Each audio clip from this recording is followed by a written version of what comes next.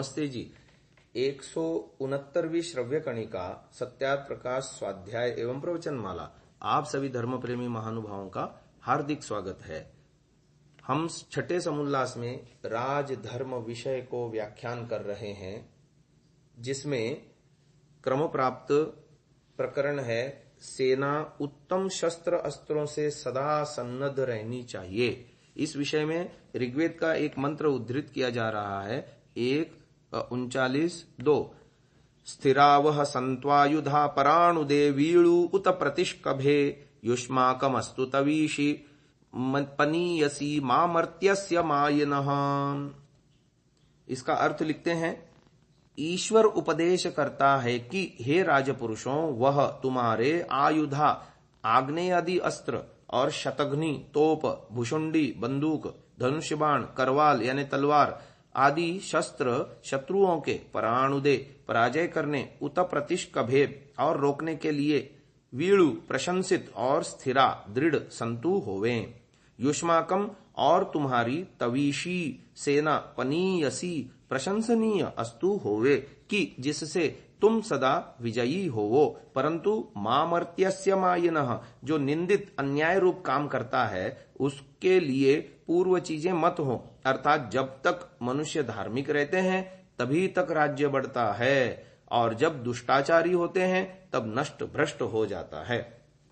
इस मंत्र में परमेश्वर, इस मंत्र का भाष्य करते हुए ऋग्वेदादि भाष्य भूमिका में ऋषि दयानंद ने लिखा, इस मंत्र में परमेश्वर सब जीवों को आशीर्वाद देता है कि हे मनुष्यों, तुम सब काल में उत्तम बल वाले हो, किंतु तुम्हारे आयुधा अर्थात आग्नेय आदि अस्त्र और शतघ्नि तोप भुषुंडी बंदूक धनुष्य बाण और तलवार आदि शस्त्र सब स्थिर हों तथा पराणुदे मेरी कृपा से तुम्हारे अस्त्र और शस्त्र सब दुष्ट शत्रुओं के पराजय करने के योग्य होवें। वीळु तथा वे अत्यंत दृढ़ और प्रशंसा करने के योग्य होवें। उत प्रतिष्कभे अर्थात तुम्हारे अस्त्र और शस्त्र सब दुष्ट मनुष्यों की सेना के वेग को थामने के लिए प्रबल होवें। तथा युष्माकमस्तु, हे मनुष्यों, तुम्हारी तवीशी अर्थात सेना अत्यंत प्रशंसा के योग्य हो, जिससे तुम्हारा अखंडित बल और चक्रवर्ती राज्य स्थिर होकर दुष्ट शत्रुओं का सदा पराजय होता रहे। मामर्त्यस्य मायिनः, परंतु मेरा यह आशीर्वाद केवल धर्मात्मा न्यायकारी और श्रेष्ठ मनुष्यों के लिए है, और जो मायिनः अर्थात कपटी छली अन्यायकारी और दुष्ट मनुष्य हैं उनके लिए नहीं, किंतु ऐसे मनुष्यों का तो सदा पराजय ही होता रहेगा। इसलिए तुम लोग सदा धर्म कार्यों को ही करते रहो। वस्तुतः जिस राष्ट्र के सैनिक अपने राष्ट्र की रक्षा के लिए अपने प्राणों का उत्सर्ग करने के लिए तैयार रहते हैं, उनके हथियार आयुधा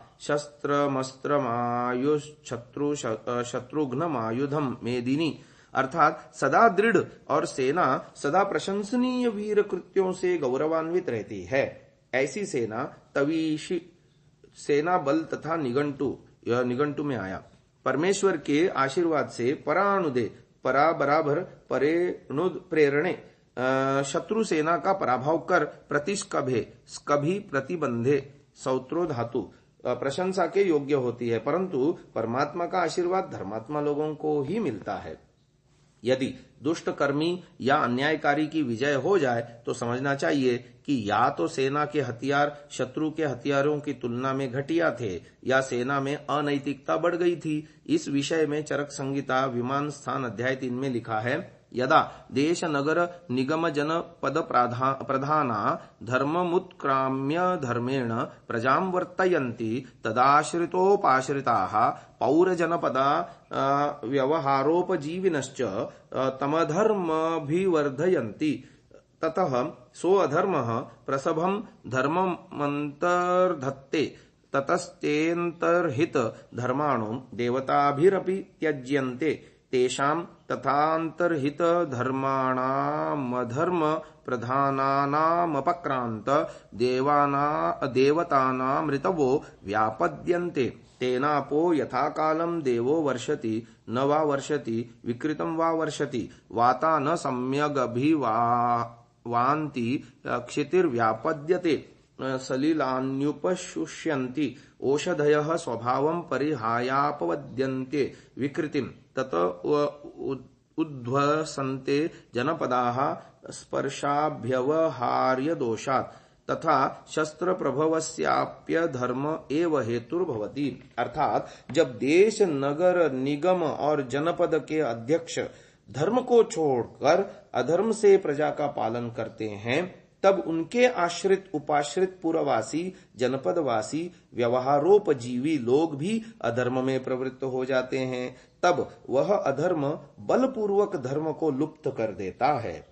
तदंतर उस लुप्त धर्मी मनुष्यों को देवता भी छोड़ जाते हैं। उन लुप्त धर्म, अधर्म प्रधान और देवताओं से त्यक्त मनुष्यों की ऋतु विकृत हो जाती है। इस कारण समय पर जल बरसता नहीं, और बरसता है तो विकृत बरसता है या आवश्यकता न होने पर बरसता है। वायु ठीक नहीं चलती है, पृथ्वी विकृत हो जाती है, जल सूख जाते हैं, औषध यानी स्वाभाविक गुणों को छोड़कर विकृत हो जाती हैं। इस प्रकार इन देश, काल, पृथ्वी आदि के स्पर्श और अभ्यवहार्य दोषों से जनपद नष्ट हो जाते हैं। संग्राम का कारण भी अधर्म ही है। तो महानुभावों, कितनी बढ़िया चर्चा आ रही है। अब अगला विषय आ रहा है, तीनों सभाओं के अधिकारी व सभासद कैसे होने चाहिए, जिसकी हम चर्चा करते आ रहे हैं। विद्यार्य सभा, राजार्य सभा और धर्मार्य सभा, इनके सभा अधिकारी कैसे होने चाहिए, इस विषय को अब आगे बढ़ा रहे हैं।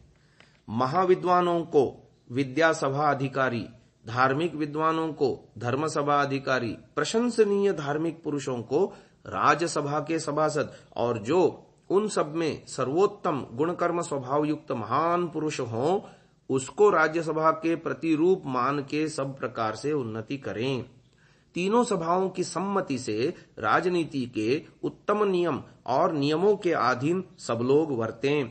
सबके हितकारक कामों में सम्मति करें। सर्वहित करने के लिए परतंत्र और धर्मयुक्त कामों में, अर्थात जो जो निज के काम हैं, उनमें स्वतंत्र रहें। अब सभापति के क्या गुण होने चाहिए, इस विषय को बताते हैं। पुनः उस सभापति के गुण कैसे होने चाहिए, यह मनुस्मृति के श्लोकों के आधार पर बता रहे हैं।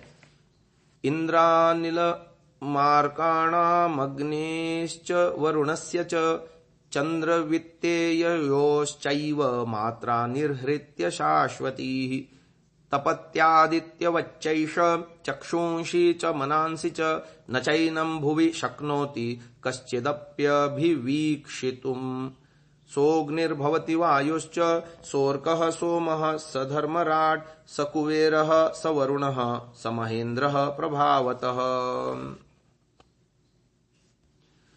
इसका अर्थ लिख रहे हैं श्लोकों का। वह सभेश यानी राजा, इंद्र अर्थात विद्युत के समान शीघ्र ऐश्वर्य करता, वायु के समान सबका प्राणवत प्रिय और हृदय की बात जानने हारा, यम अर्थात पक्षपात रहित न्यायाधीश के समान वर्तने वाला, सूर्य के समान न्याय धर्म विद्या का प्रकाशक, अंधकार अर्थात अविद्या अन्याय का निरोधक, अग्नि के समान दुष्टों को भस्म करने हारा, वरुण अर्थात बांधने वाले के सदृश दुष्टों को अनेक प्रकार से बांधने वाला, चंद्र के तुल्य श्रेष्ठ पुरुषों को आनंददाता, धनाध्यक्ष के समान कोशों का पूर्ण करने वाला सभापति होवे। दूसरे श्लोक का अर्थ दिया, जो सूर्यवत प्रतापी, सबके बाहर और भीतर मनों को अपने तेज से तपाने हारा, जिसको पृथ्वी में करड़ी दृष्टि से देखने को कोई भी समर्थ न हो। तीसरे श्लोक का अर्थ दिया, जो अपने प्रभाव से अग्नि, वायु, सूर्य, सोम, धर्म प्रकाशक, धनवर्धक, दुष्टों का बंधन करता, बड़े ऐश्वर्य वाला होवे, वही सभाध्यक्ष सभेश होने के योग्य है। हम इसकी व्याख्या अगले श्रव्यकणिका में और विस्तार से करेंगे। इसको यहीं विराम देते हैं। ओम।